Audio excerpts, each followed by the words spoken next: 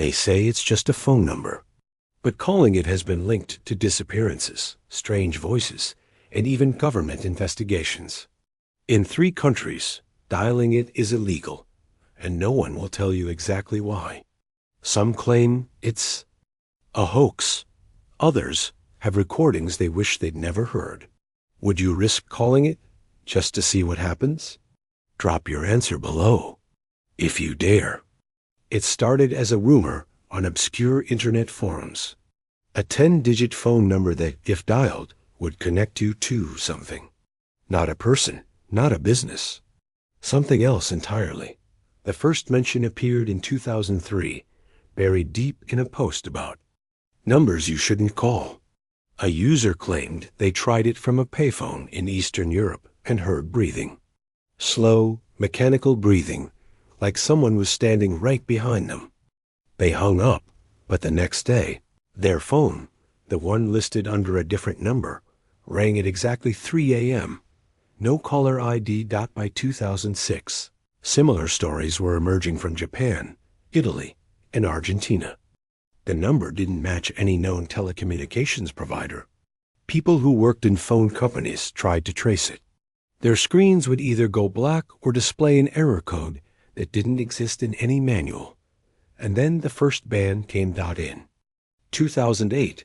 The government of Belarus officially prohibited the dialing of this exact number, citing public safety concerns. No further explanation.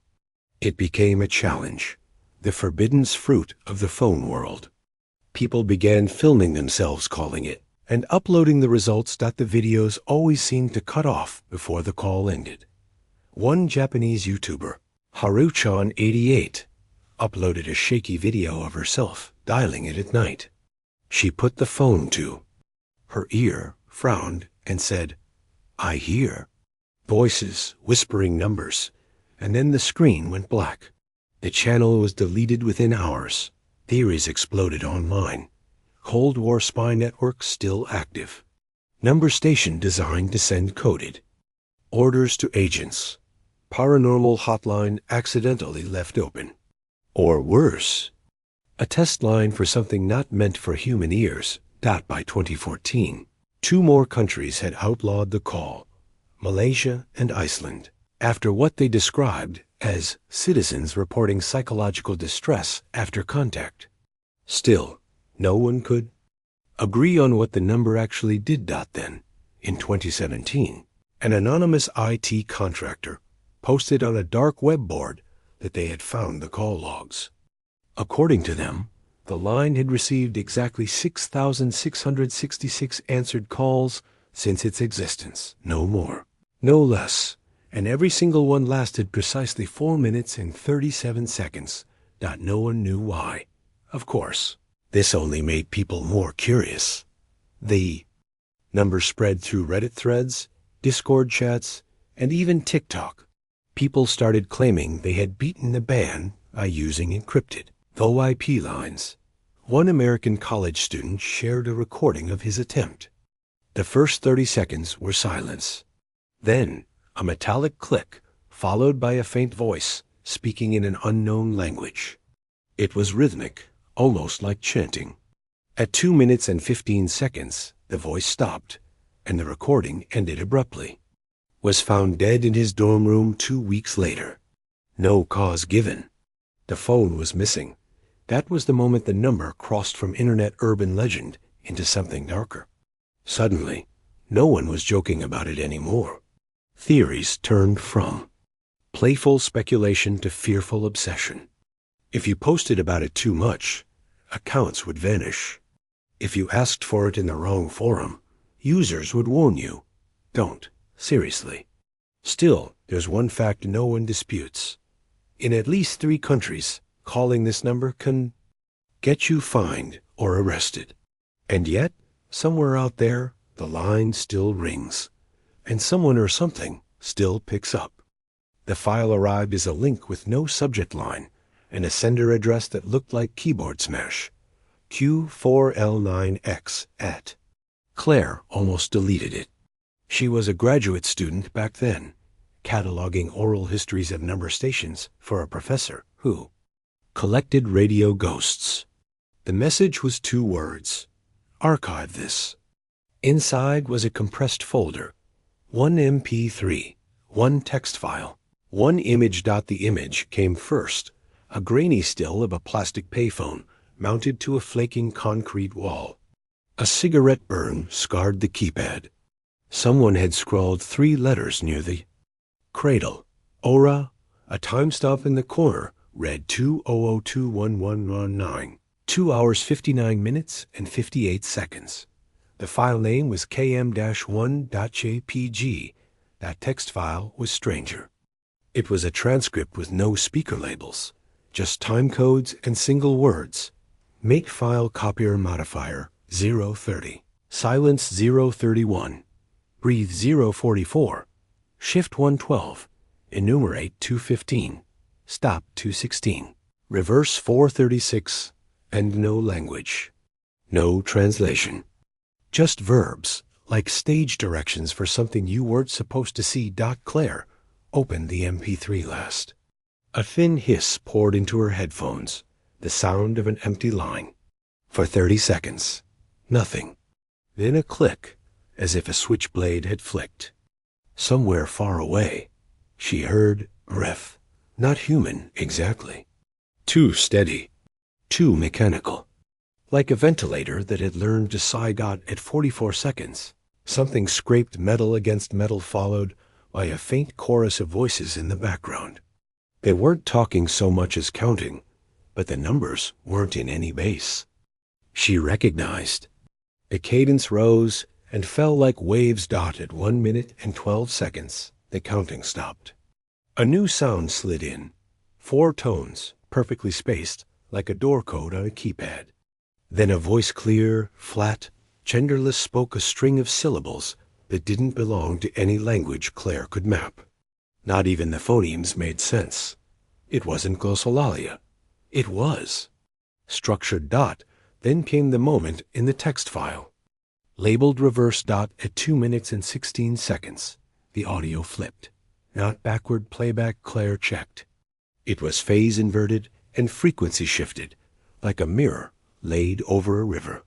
The same voice spoke again, now layered with a lower. Ghosted itself, each syllable answering the one before it. Call and response. A dialogue with its own echo. She scrubbed through the rest. At 4 minutes and 36 seconds, everything stopped mid-breath. A hard cut. File end at 4:37 exactly. Claire took off the headphones and stared at her screen. The room felt colder. She did what researchers do. She tried to contextualize. She ran spectrograms. The tones at 112 landed on exact frequency ratios. No drift like machine-generated keys. The language clustered around repeatable formants, but the distributions didn't match any human tongue. When she looped the segment around 216 and layered it over itself, the phase cancellation revealed a faint second track hiding beneath the first. A whisper woven into the signal. She isolated it, boosted it, listened. It wasn't speech. It was coordinates, not lot long, not GPS. Something more archaic.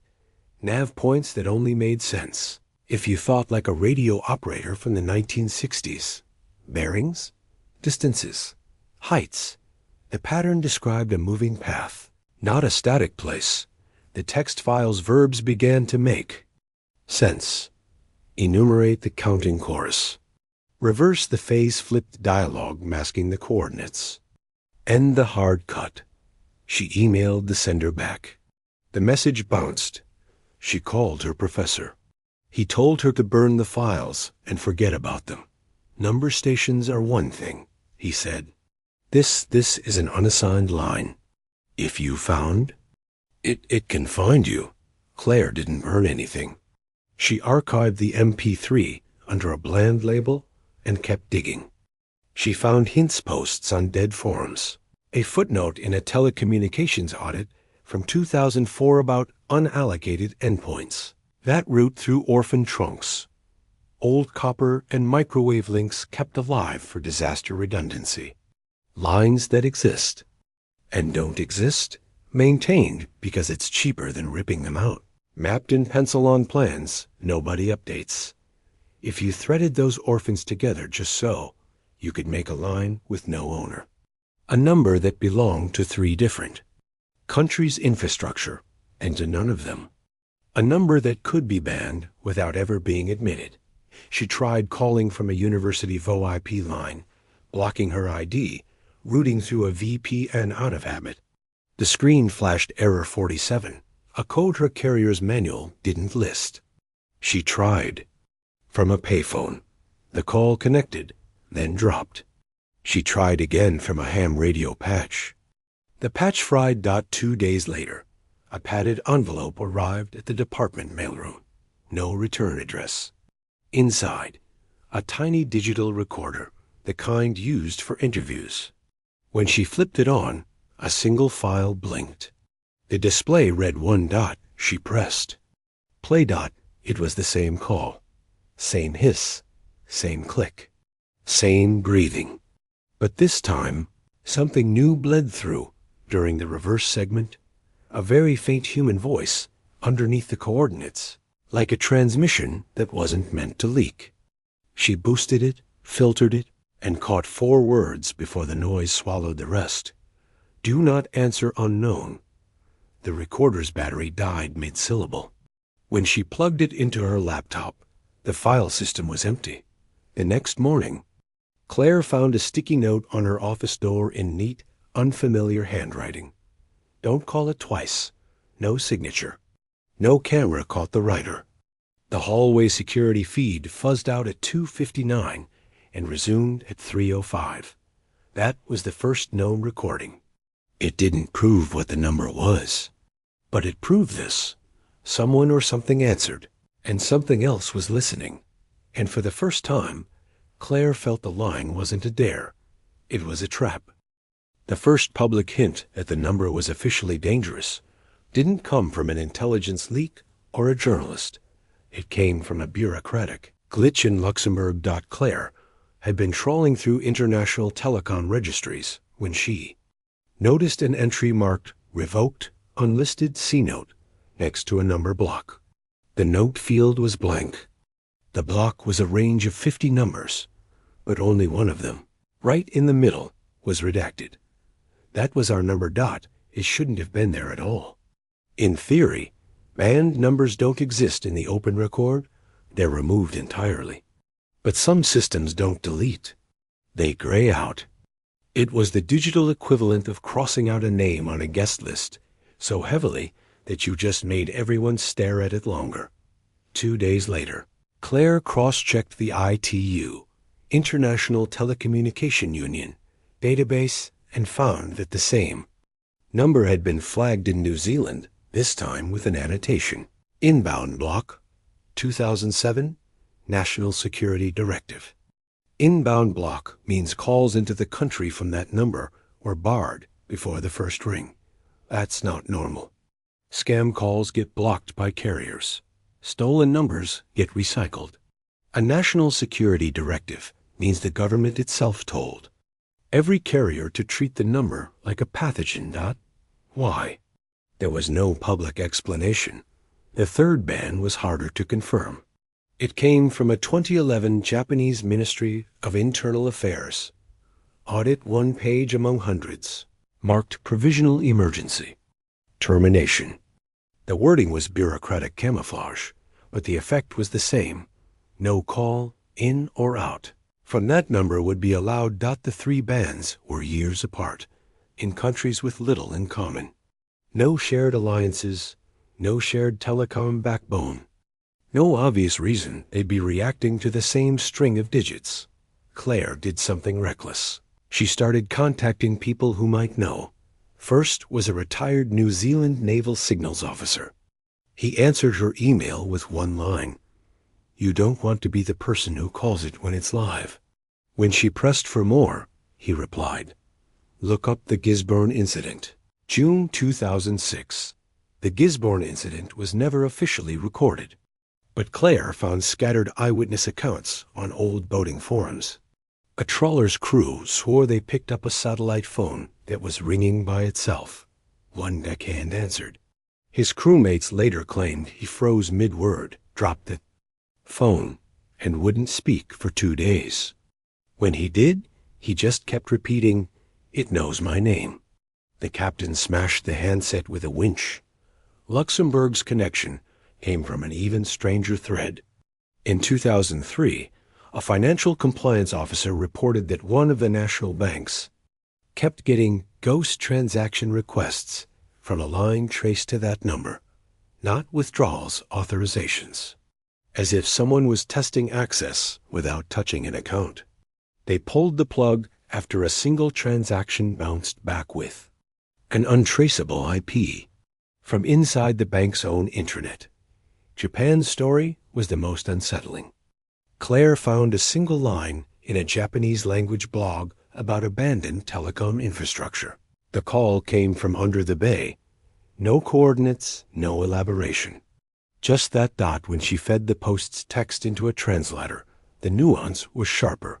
Beneath the bay, as in below the sea floor dot that night, Claire printed the known bands on a world map, marking each in red. The lines between them didn't make sense. No trade route, no shared cables, no satellite footprint overlap. The number wasn't tied to a physical network. It was roaming in a way that shouldn't be possible. Her phone buzzed with a withheld number. Against every better instinct, she answered. Voice. You're mapping it. Claire. Who is this voice? It doesn't like that. Click. When she ran a reverse trace, the call appeared to come from an inactive maritime relay off the coast of Greenland. Claire realized something then. The bands weren't just about stopping people from calling it. They were about stopping it from calling back. And maybe, just maybe, the number wasn't in any one country. It was between them. By now, Claire had a rule. Never call the number directly. Never answer it when it calls you. Never let it ring more than twice. But rules only exist because someone broke them first. Her research pointed her to 3 names, people who had answered the number and lived long enough to talk about it. The catch? None of them would speak on the record, and all insisted their real names be changed. 1. Daniel, the night watchman Daniel, worked security at a decommissioned coastal radar station in Cornwall. The night he picked up, he was alone in the operations room, surrounded by dead equipment. He swore the call didn't come through the landline. It came through every landline at once. They were all ringing, he told Claire, even the ones disconnected from the wall. When he answered one, there was no voice, only a rapid sequence of tones, like Morse code played on glass. His vision tunneled, his mouth filled with the taste of iron. For weeks afterward, he had recurring dreams of standing on a beach he'd never visited, watching the tide retreat far beyond the horizon. Every time, the waterline exposed something dark shapes, upright, swaying in the windless air. When Claire asked him what he thought they were, he refused to answer. He just shook his head and said, they were taller than ships. 2. May. The student May was 19, studying electrical engineering in Osaka. She'd found the number on a friend's cracked SIM card, saved under TEST do not call. The moment she dialed, her dorm lights flickered and her laptop fan screamed at full speed. She thought it was a prank until she heard someone breathing slow, steady, like they were inches from the mic. Then, a voice not mechanical, not human said, something in perfect Japanese, "You shouldn't be able to hear me yet." May dropped the phone, but the voice kept coming from it, even after it hit the floor. It spoke coordinates. She looked them up. They pointed to a stretch of the Pacific Ocean, where the seabed dropped 5 miles deep.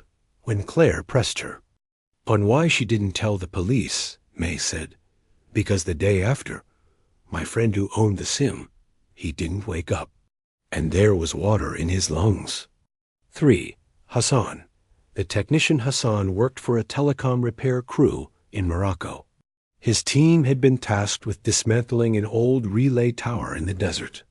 The structure was unpowered, rusted, and missing half its dish, but the moment he disconnected the final cable, the number called his personal cell. He answered, thinking it was his supervisor. Instead, he heard his own voice, saying words he'd never spoken. "Stop pulling me apart." Then came a sound like rushing wind, but layered with something almost like speech, thousands of voices, speaking in unison, but completely unintelligible. He blacked out. His crew found him lying in the sand an hour later, with a nosebleed and his phone screen cracked down the middle. The call log showed nothing. Claire pieced their stories together and saw a pattern. The number wasn't just some anomaly in the telecom grid. It was responsive. Each interaction was tailored personal speaking in the caller's language, showing them images or ideas that no random signal could have produced. And yet, there was something else, a deeper connection. Daniel's tide, May's coordinates, Hassan's wind, they were all describing the same place. An impossible location that didn't belong to any map. Vast, silent, submerged. Waiting, her gut told her the number wasn't a tool, it was an invitation. And the more she learned, the more she feared someone, somewhere, was going to accept it. It happened at 2:17 a.m. Claire was in her apartment, halfway through drafting an article she already knew no editor would publish. Her phone, her personal, never shared, unlisted phone lit up. No caller ID, just the number. She froze. She had promised herself she'd never answer it. Every instinct screamed to let it ring out, to throw the phone into the street. But she also knew this might be her only chance to hear it firsthand, to confirm everything. On the third ring, she picked up Dot. At first, there was nothing. Not static, not breathing. Just a hollow, open silence, as if a line ran directly into an endless space. Then, faint and almost imperceptible, came the sound of water moving. "Claire," a voice said. It wasn't a question. She gripped the phone tighter. "Who is this?" "You've been listening," the voice replied, soft, calm, and layered, like a dozen speakers perfectly in sync. "Now you will speak. I don't understand. You will." The tone shifted. Long, rising notes played in a sequence. She couldn't place too precise for music, too melodic for machine code. The pitch twisted in her ears, resonating somewhere deep inside her skull. She clamped her free hand over her head, but the sound was inside, vibrating in her bones. Her mind filled with images. A horizon that curved the wrong way. Shadows moving beneath an impossible tide. Structures, vast and ancient, standing upright in black water. A door, carved into stone, pulsing like a heartbeat.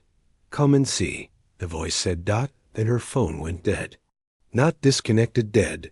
Battery gone, circuits fried. She stared at the black screen, her own reflection fractured by a spiderweb. Crack she didn't remember being there before. The next day, she checked the call log. Nothing. No incoming number. No timestamp. It was as if the call never happened. Except when she played back the audio file of her draft article from the night before, she found something chilling. The final 3 minutes of the recording were nothing but the tones. That same precise sequence. And if she slowed them down, she could hear faint words buried in the pitch repeating over and over. "Not yet. Not yet. Not yet." Claire didn't publish the story. She deleted every note, every file. She switched phones, moved apartments, changed her number. But once in a while, late at night, she swears she hears her new phone ring. Always 3 times. Always stopping before she can answer. And she knows when the time is right, she won't have a choice. Sometimes the scariest calls are the ones that don't show up in your history. If your phone rang with this number, would you answer? Drop your answer in the comments. Let's see who's brave enough.